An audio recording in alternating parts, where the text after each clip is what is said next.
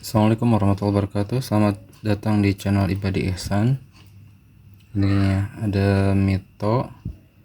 Saya cari skemanya nggak dapat, di Borneo nggak ada. Ini ngecas nggak bisa karena saya malas ngurut jalurnya. Jadi saya mau langsung sambung dari positif casan ke positif soket baterai ya. Nah, apa yang perlu diperhatikan ketika kita akan menyambung? Kalau misalkan kita menyambung langsung dari positif ke positif, kalau misalkan kan dari sini kan 5 volt ya. Di sini misalkan 4 kapasitas baterai chargernya itu adalah 4,375. Sebentar saya liatin kapasitas dulunya.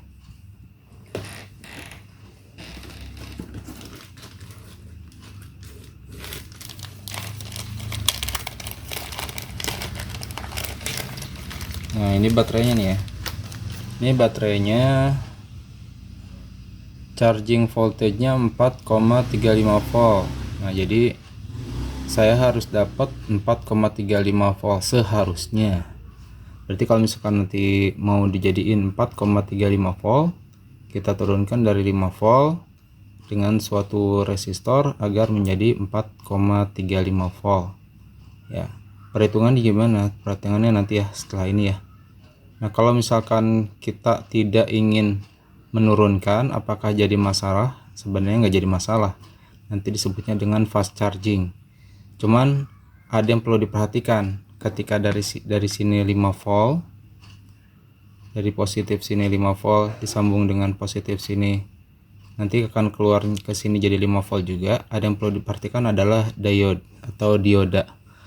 Dioda ini nanti harus dipasang agar ketika si baterai tersebut sudah terisi penuh, tidak balik ke sini, nggak ngebalik ke sini. Kalau ngebalik nanti ngerusak, gitu ya. Kalau ngebalik, kenapa ngerusak? Apa yang dirusak? Yang dirusak adalah baterai itu sendiri.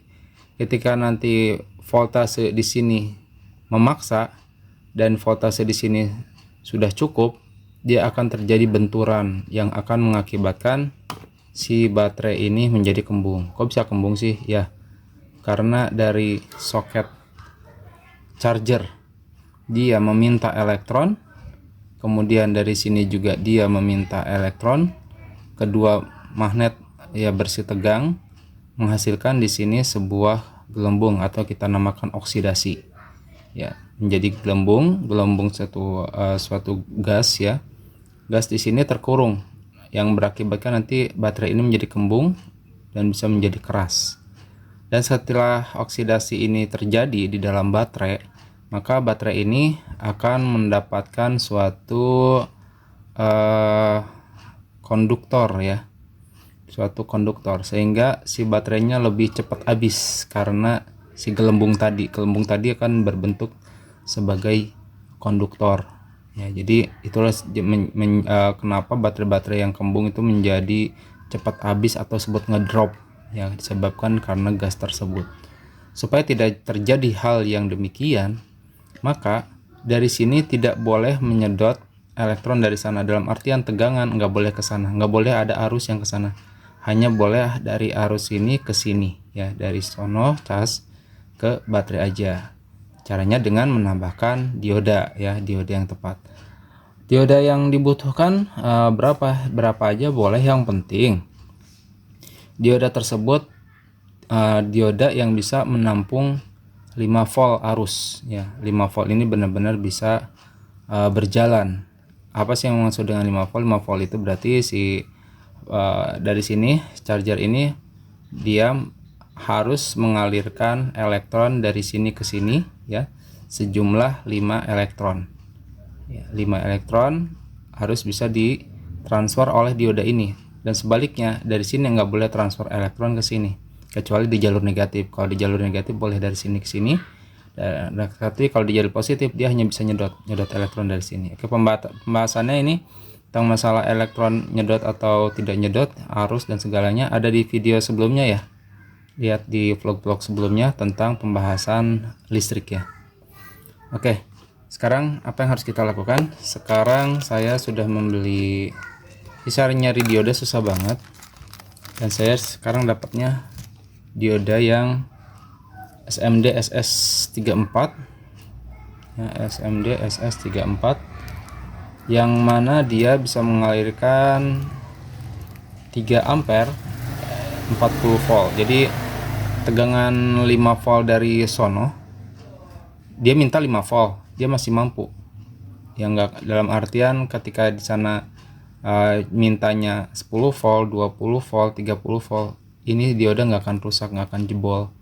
Apalagi cuma 5 volt ya. Cuman arus yang dialirkan hanya bisa 3 ampere, enggak 5 elektron, hanya bisa 3 elektron per detik.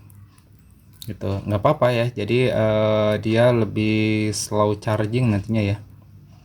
Tapi nggak jadi masalah, yang penting tidak merusak baterai itu sendiri gitu ya. Jadi kalau kalian bingung kok bisa 3 ampere 40 volt itu maksudnya gimana sih, lihat di vlog sebelumnya ya tentang pembahasan listrik ya.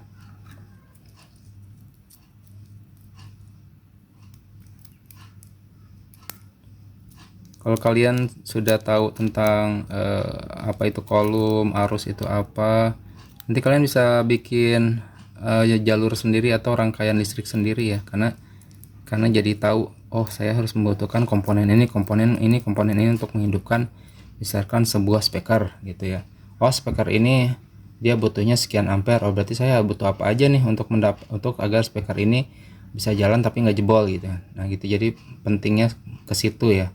Tapi kalau kalian cuman sekedar ingin merangkai dari skema sih ya nggak usah tahu gitu juga nggak apa-apa, tinggal ikutin aja skema, gampang ya. Kalau ini mah kalau ingin membikin skema sendiri gitu. Oke, ini terlalu besar memang. Saya nggak tahu apakah ini cukup buat casingnya apa enggak, nanti ngeganjel nggak nih casingnya. Kalau misalkan ngeganjel harus dicari tempat yang nggak nganjel. Ini kalau misalkan satu gini, oh ini pas-pasan ya dengan jalur ini ya, ganjel dikit kali ya. Tapi dengan ini sih pas nih.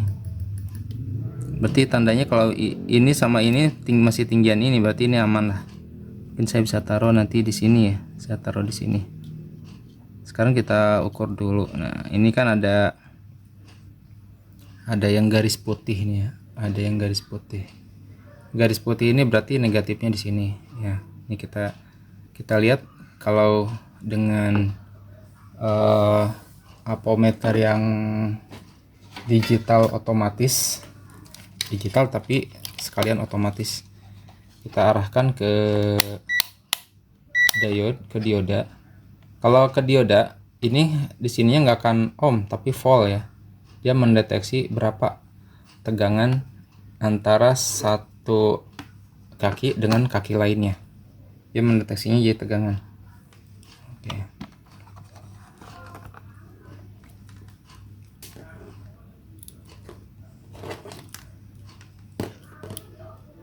Oke, ini adalah positifnya di sini, negatifnya di sini. Kita lihat apakah bisa mengalir, apakah dioda ini bagus. Oke ya, ngalir ya, 0,2 volt. Bagaimana sekarang kalau dibalik seharusnya nggak boleh ngalir, OL seharusnya. Oke, OL berarti tandanya dioda ini bagus ya. Jadi yang ini negatif, yang ini positif. Ingat ya, yang ini negatif, yang ini positif, yang ada garisnya itu negatif, yang ini positif. Dalam artian listrik itu mengalir kan gini nih ya. Ini probe merah nanti adalah jalur ke charger ya. Probe yang hitam ini akan nyambung ke sini ya, ke baterai. Jangan kebalik. Oke ya. Yuk kita pasang yuk.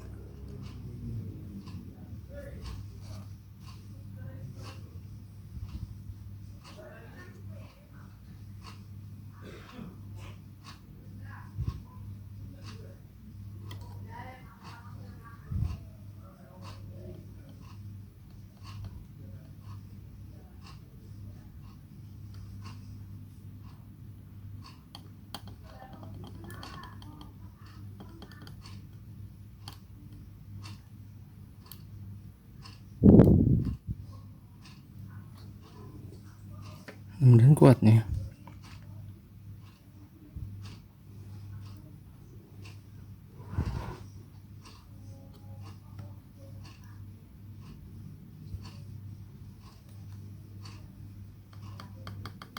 lumayan kuat ya. Geser sana dikit ya. Oke.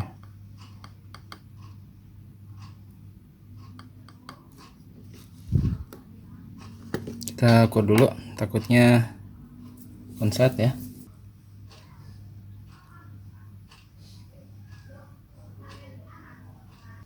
Oke, udah ya, enggak ya. Sekarang kita solder.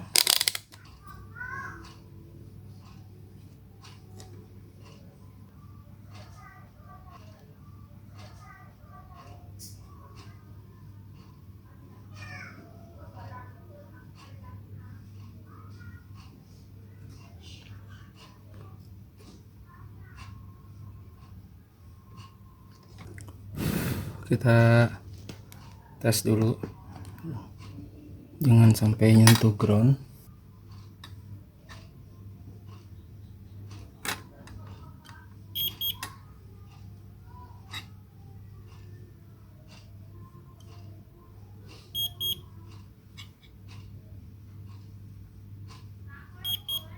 Oke, ini udah nggak nyentuh ground ya, tinggal kita kasih lem UV. Hati-hati kena komponen lain ya.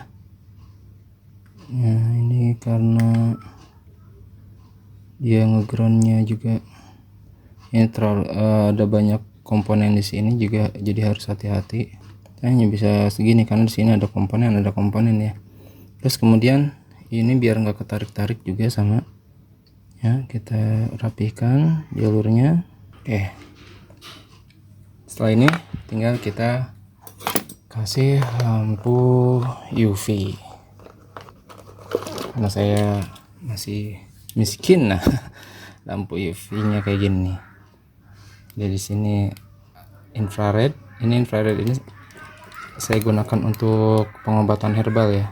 Jadi ini dengan nanometer tertentu yang memang bisa nembus ke lapisan sel kulit yang paling dalam ke dekat tulang.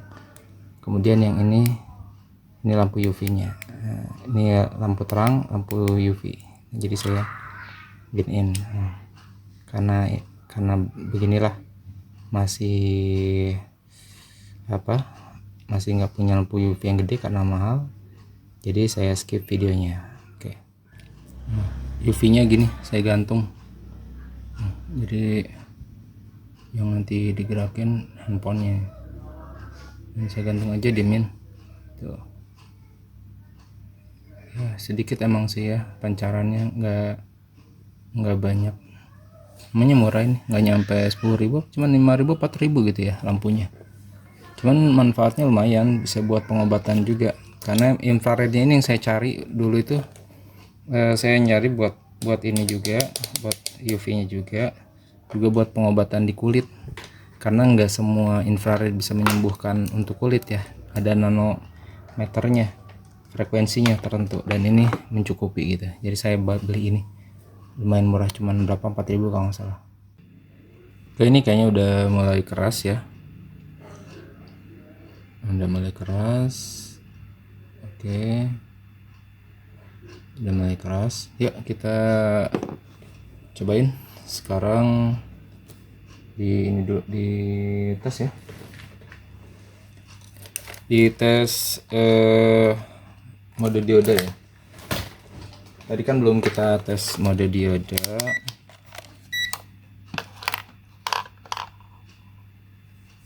Kita tes dulu apakah dari positif sana ke positif sini nyambung enggak gitu ya, dari sini ke sini ya.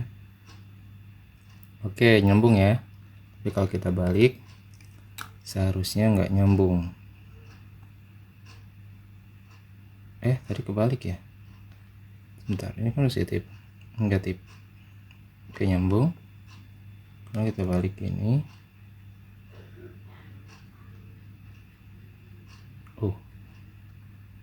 kok nyambung nih? Sebentar. Oh, ini negatif. Loh, ini negatif ya? Maaf, ini negatif ya. Ini positif sini. Ini seharusnya ke sini nggak nyambung. OL ya. Kemudian kalau begini baru nyambung. Oke, 0,2 volt. Sip, berarti ini sudah berhasil. Sekarang kita akan tes, masukkan baterai. Ini baterainya tadi bekas apa namanya, lem UV. Bersihkan dulu.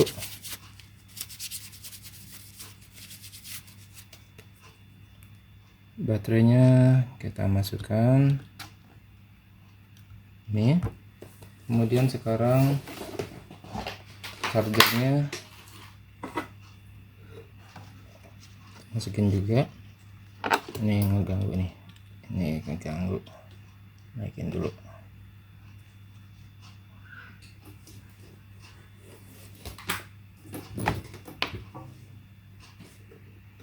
Bismillah. Oke, langsung nyala. Kita cek sekarang dapat berapa volt. Sini dapat berapa volt. Kalau kita ukur dari sini ke sini,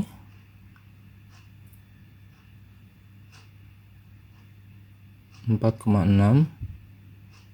Kemudian kalau diukur ke sini 4,1 ya. Nah, itulah sebabnya kenapa saya tidak pakai resistor lagi, karena di sini kan hanya 3 ampere yang bisa masuk. Otomatis dia akan mengurangi tegangan ya. Jadi saya tanpa resistor pun akan terkurangi tegangannya nih. Tadi kan di sininya ada 4,59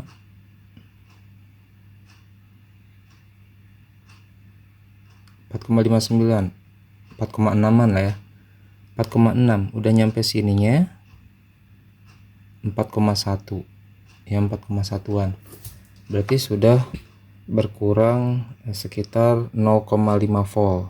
Nah ini sudah cukup ya, karena yang dibutuhkan tegangan charger dari baterai Mito ini 4,35. jadi ini enggak terlalu ngedrop, tapi udah pas cukup, dan ini tidak menyebabkan baterai kembung ya. Jadi hanya dipasang dioda saja yang dia kapasitasnya bisa 3 volt, kapasitasnya bisa 40 volt tapi bisa mengalirkan arus 3 ampere. Ini sudah sekaligus LDO ya, jadi dia low drop voltage-nya udah sudah bisa berfungsi untuk menurunkan tegangan sekaligus mengarahkan arus ya. Jadi ini udah berhasil, dan ini sekarang sudah bekerja dengan sempurna, sudah ngecas ya. Nah itu ya, 70% naik ya. Oke, ini sudah aman. Oke, sekian tutorialnya. Oh ya, saya lupa tadi menyampaikan bagaimana cara menurunkan dari 5 volt ke 4,35 tadi ya. Oke, sekarang kita cabut dulu. Sekarang teorinya ya, ini kan tadi praktek ya, kita praktek dulu baru teori nih.